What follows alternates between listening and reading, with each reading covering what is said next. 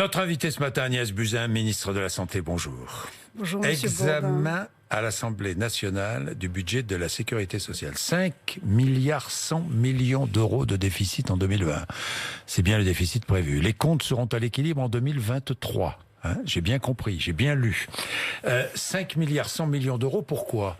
En partie parce que l'État ne compensera pas le coût des mesures d'urgence votées pour les Gilets jaunes. En partie, et puis en partie... 3 milliards, un peu plus de 3 milliards. Un peu plus de 2 milliards, mais en partie aussi parce que la conjoncture économique a été moins favorable que prévu sur l'emploi, avec une petite baisse de la croissance, en tout cas une moindre augmentation de la croissance que ce qui était prévu. Donc il y a une partie moins du de cotisation. Donc il y a une partie qui est liée à moins de cotisation et une partie au fait qu'il n'y a pas eu de compensation des mesures pour le pouvoir d'achat qui ont été faites en décembre, sachant que les relations entre la sécurité sociale et le budget de l'État sont très compliquées. La sécurité mais pourquoi sociale... ne pas compenser ? Pourquoi ? Donc, parce que ça avait été voté l'année dernière, que l'État ne compenserait plus à la sécurité sociale un certain nombre de charges. Il y a beaucoup de tuyaux, il y a eu beaucoup de... Ça ne change rien. En réalité, ça ne change rien. Nous souhaitons évidemment réduire... Ça ne change rien. Non, ça ne change rien sur les mesures que nous prenons en faveur de la protection sociale, parce que notamment, nous avons dans ce budget un certain nombre de mesures de protection nouvelles qui prouvent bien que nos ambitions en termes de protection sociale sont intactes. Mais le trou de la Sécu, le fameux trou de la Sécu, sera remboursé non pas cette année, mais sera à zéro, non pas cette année, mais en 2023, effectivement, nous prenons du retard sur le remboursement. Nous prenons du retard parce que l'État n'assume pas. Non, mais ça ne change rien. Ça ne change rien, bon d'accord. Ça ne change rien parce que le déficit... Non, mais je voudrais juste dire, le déficit, qu'il soit du côté de la sécurité sociale ou du côté de l'État, de toute façon, ça fait partie du déficit de la France. Les deux sont additionnés.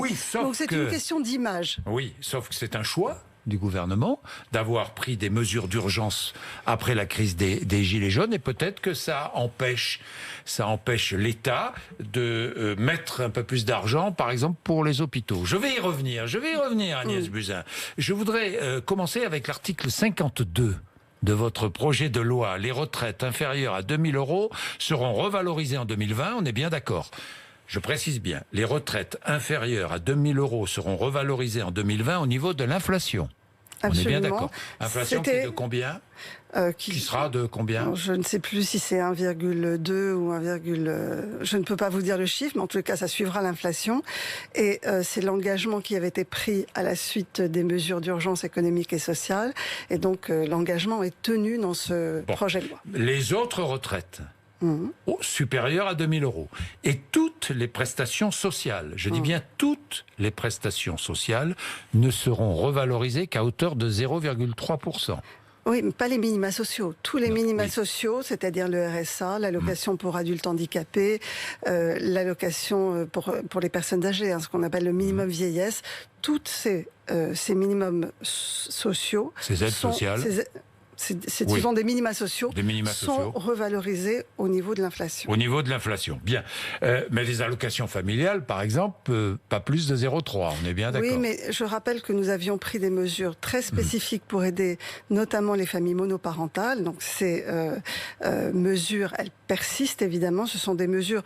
J'avais par exemple fait voter lors du premier projet de loi de financement en arrivant une augmentation de 30% de l'aide à la garde d'enfants pour les familles monoparentales. Et donc il y a eu des valorisations massives sur certaines prestations, notamment pour les familles monoparentales. Bien, la prime exceptionnelle pour les salariés sera reconduite et toujours défiscalisée, on est bien d'accord ? Oui, jusqu'à 1 000 €.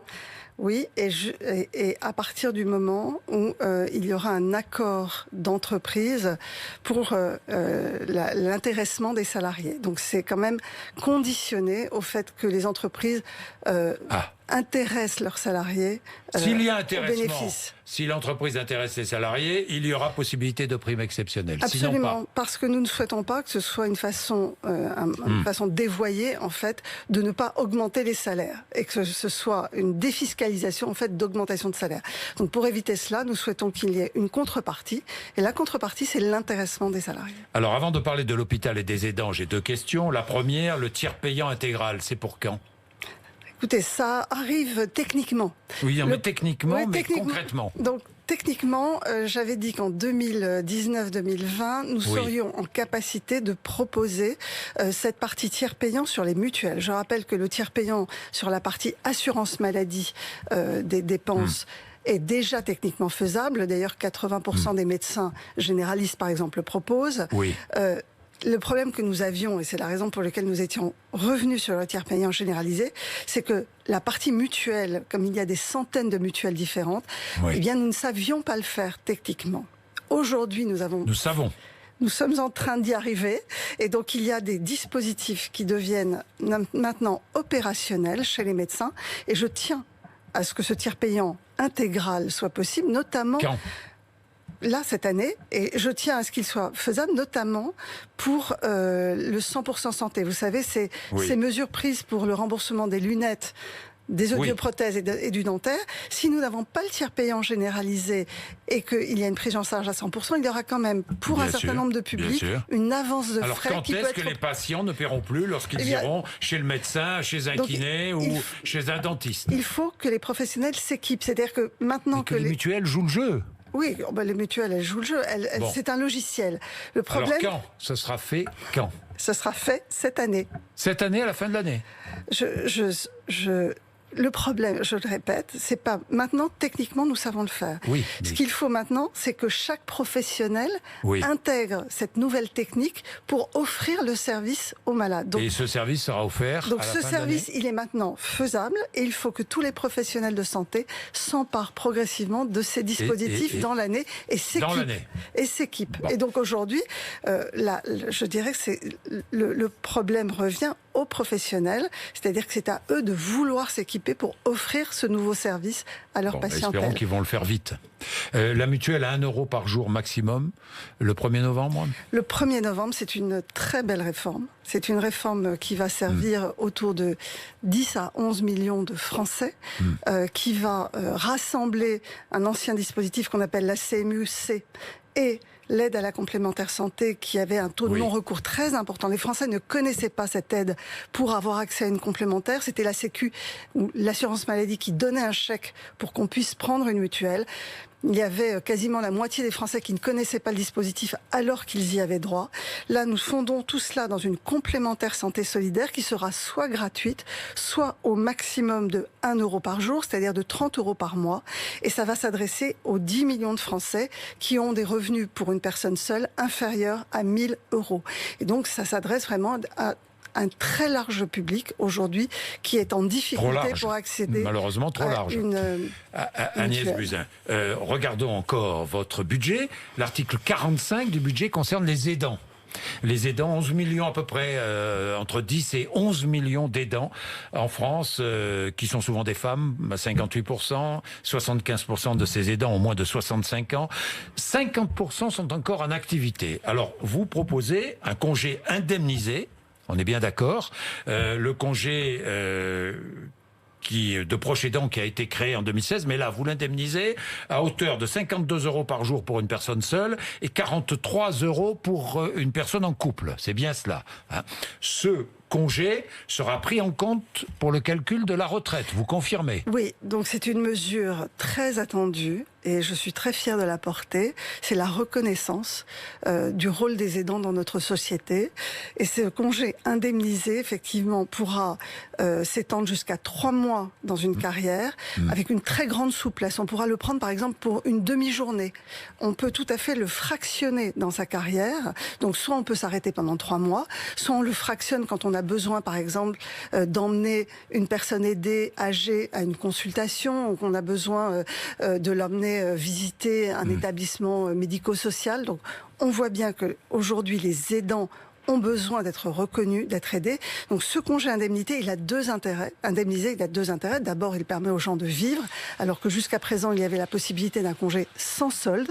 Donc, indemnisé à hauteur d'autour de 50 €, 40 à 50 € selon la famille, mais surtout, il va donner des droits à la retraite.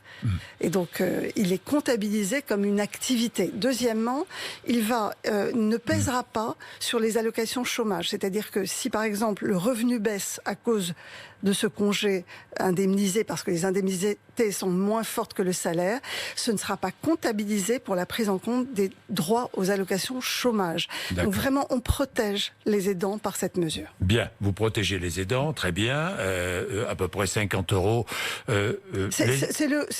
Par exemple, c'est l'indemnité pour les parents qui accompagnent un enfant malade. Avec la réforme des retraites, ça ne changera rien ? Sur la réforme des retraites, j'ai demandé au commissaire qu'il réfléchisse spécifiquement à la place que pourraient avoir les aidants dans notre système de retraite. Au-delà de ce congé indemnisé qui, lui, sera comptabilisé, je souhaite vraiment qu'on ait une réflexion profonde sur des gens qui sont amenés à arrêter de travailler, souvent des femmes, pour accompagner un proche. Ça peut être un enfant handicapé, ça peut être une personne âgée atteinte d'Alzheimer.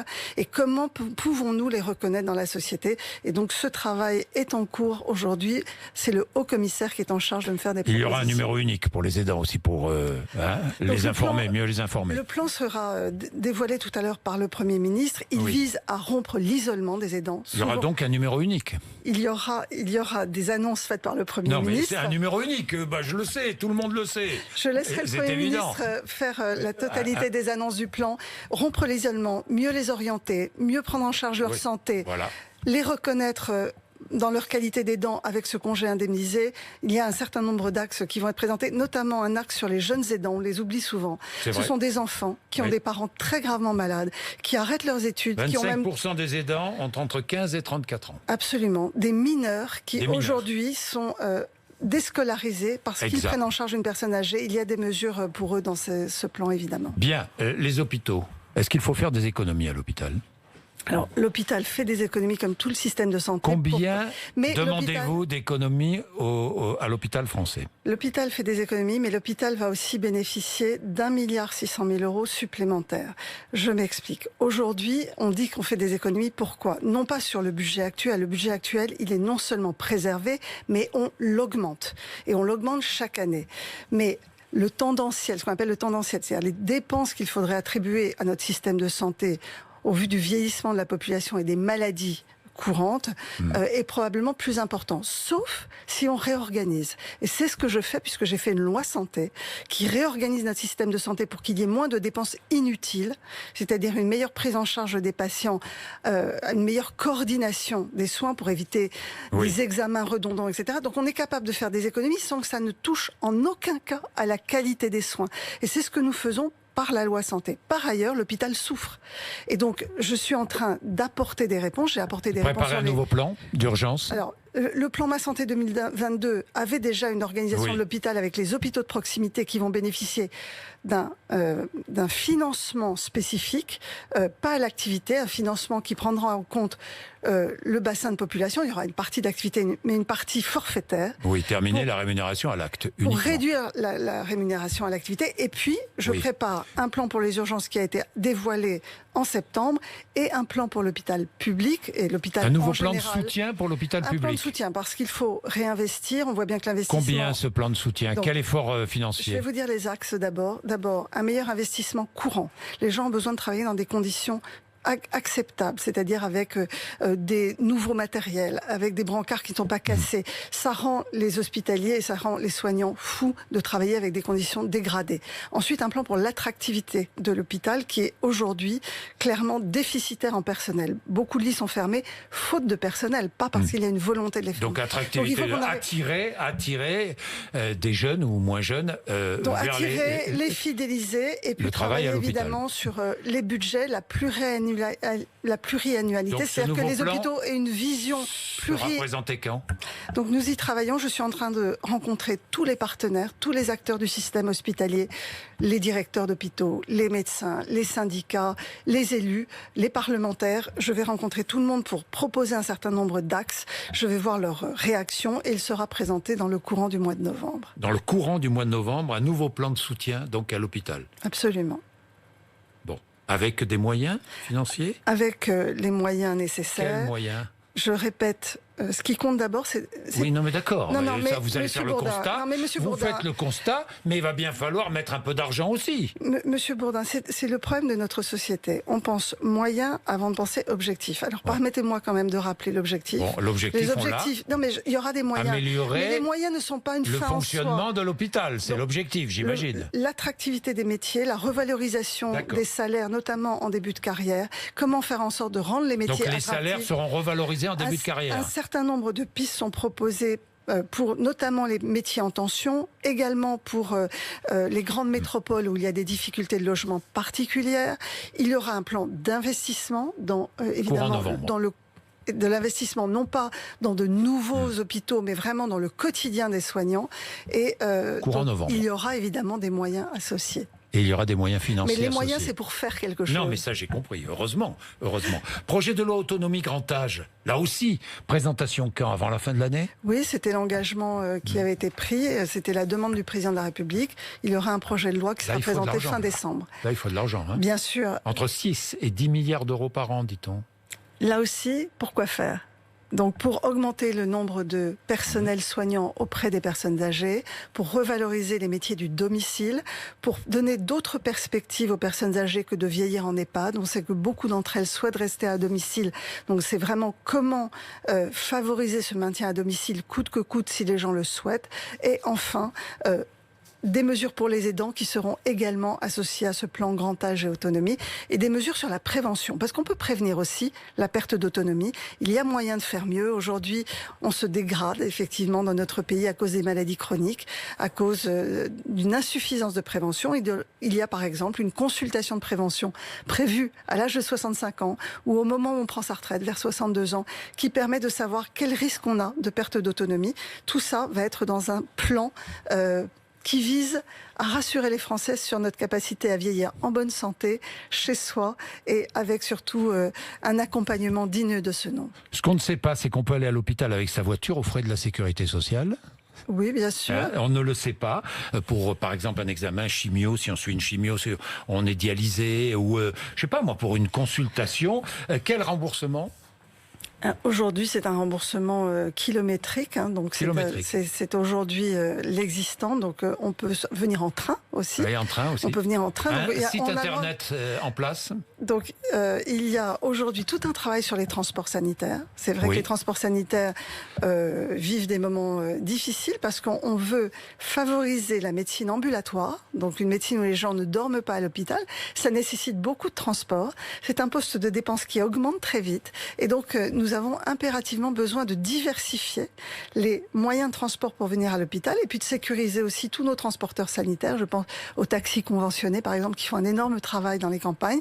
Donc ce travail est en cours aujourd'hui au ministère pour rationaliser tout cela et offrir tout un tas de possibilités pour ces allers-retours à l'hôpital. Agnès Buzyn, le tabac, augmentation du paquet de cigarettes, donc 50 centimes le 1er novembre, on est bien d'accord? Oui.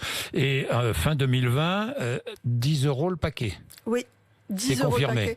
C'était l'engagement qui avait été pris dans le discours de politique générale du Premier ministre à notre arrivée. Les résultats sont au rendez-vous, c'est-à-dire que l'ensemble des mesures prises pour lutter contre le tabagisme, le fait que les patchs pour l'arrêt soient remboursés par la sécurité sociale, par exemple, l'augmentation du prix du tabac, autre exemple, fait qu'aujourd'hui, il y a de moins en moins de jeunes qui rentrent dans le tabagisme, et il y a de plus en plus de personnes qui arrêtent. Il y a eu près de 1 500 000 fumeurs en moins en un an, entre 2017 et 2018, et donc ça porte ses fruits. Pas de remboursement du vapotage, quand même, non? Non, pas encore. Non, pas encore. Non, je plaisantais, Monsieur Bourdin. Je plaisantais, Monsieur Bourdin. Non, pas de vapotage. Non, mais je vous dis parce ça que comme même ça, si c'est utile aujourd'hui à l'arrêt, on n'est pas totalement tranquille sur la toxicité à long terme. Et puis beaucoup de gens n'arrêtent pas de fumer, fument un peu moins. Or l'objectif, c'est vraiment l'arrêt du tabac complet. C'est ça qui est bon pour nos poumons. C'est pas de fumer moins. 10 € le paquet fin 2020, pas plus. Disons, on sera à 10 €. Non, on n'a pas pris d'engagement. Toujours rien. Hein. Aucune taxe supplémentaire, rien du tout. On travaille sur l'alcool chez les femmes enceintes, vous le savez, c'est un vrai gros sujet. Je rappelle qu'il faut... Taxe sur les prémix à base de vin. Il y a une taxe sur les prémix qui est prévue dans le projet de loi de financement de la sécurité sociale, parce que les prémix favorable. Oui, les prémix comme le rosé pamplemousse par exemple sont vraiment faits beaucoup avec des vins étrangers. C'est une façon d'entrer dans l'alcoolisation des jeunes. Ça touche essentiellement des publics très jeunes qui rentrent dans la consommation d'alcool par ces prémix. Et donc là, c'est vraiment une mesure de santé publique vis-à-vis de notre jeunesse. Il est rare qu'on boive ce genre de boissons. Et taxe sur les bières dont le taux d'alcool dépasse 11 degrés. Donc cet amendement-là ne sera pas pris pour plusieurs raisons techniques. Et donc, a priori, nous aurons simplement une taxe sur les prémix. Mais je rappelle, sur l'alcool chez les femmes enceintes, c'est 0 alcool chez les femmes enceintes. Il y a des dégâts chez l'enfant, quelle que soit la dose. On ne connaît pas un seuil en deçà duquel il n'y a pas de toxicité chez le bébé à naître. Et donc, je rappelle la règle, 0 alcool pendant la grossesse. Et taxe sur la charcuterie au sel nitrité. Oui. Vous n'y êtes pas favorable? Non, disons que l'idée derrière, c'était que les nitrites sont mauvais pour la santé et que donc ça induirait. C'est ce que dit l'OMC, l'OMS, l'Organisation mondiale de la santé. C'est cancérogène. Non, il existe encore un débat. Donc l'Agence européenne de sécurité alimentaire a dit qu'il n'y avait pas d'effet sur le génome, donc d'effet potentiellement cancérigène des nitrites. Donc aujourd'hui, notre agence sanitaire, l'ANSES, est en train de faire des travaux sur les nitrites. Donc c'est une taxe qui pour l'instant n'a pas un fondement scientifique suffisamment robuste sur lequel nous travaillons.